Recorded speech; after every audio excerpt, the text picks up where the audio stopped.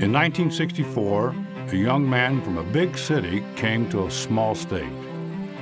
He was hoping to make a difference before leaving for other adventures, or so he thought. Even he didn't know where those tracks would lead him. A Vista worker in a tucked-away coal mining community of Emmons, West Virginia, J. Rockefeller found resilient people who worked hard but struggled nonetheless, who cared for one another and were skeptical of the tall guy from New York City. He found people who bound together. He found a way of life sparse of material wealth, but rich in heart and spirit. He was hooked, and he stayed.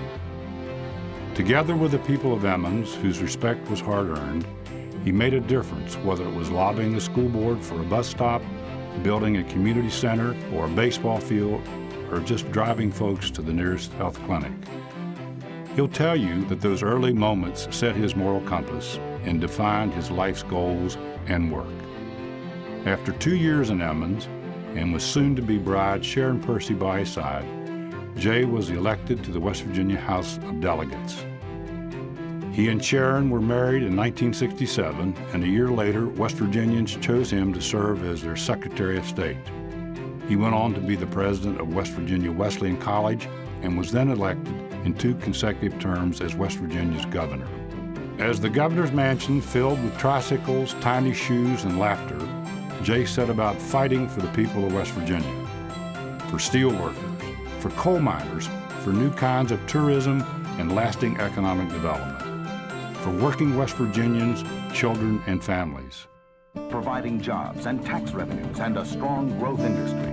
Steel of West Virginia, 400 jobs saved. In 1985, he moved to the national spotlight, beginning 3 decades of service in the United States Senate, decades that would make a difference in so many lives and in so many ways. Thousands of new jobs, health benefits for retired coal miners and their families, health care for millions of children, a health care system worthy of West Virginia seniors, families, and small businesses, revolutionary research in Alzheimer's disease, care for West Virginians' veterans, classrooms wired to the internet in every corner of West Virginia, tougher national security, a safer, stronger, and better transportation system.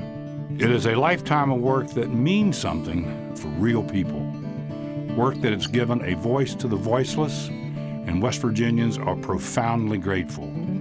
To Jay for finding his call to public service in the mountains and valleys of West Virginia, for making it his forever home. To Sharon and their family for boundless love and support for the state, and for the countless ways in which West Virginia is better, stronger, brighter. West Virginia will always be our home, even as we turn the page and look forward to a new chapter in our lives. I found myself at her potlucks and in her hollows. I found my life's passion, a call to public service in her people. I found my forever home.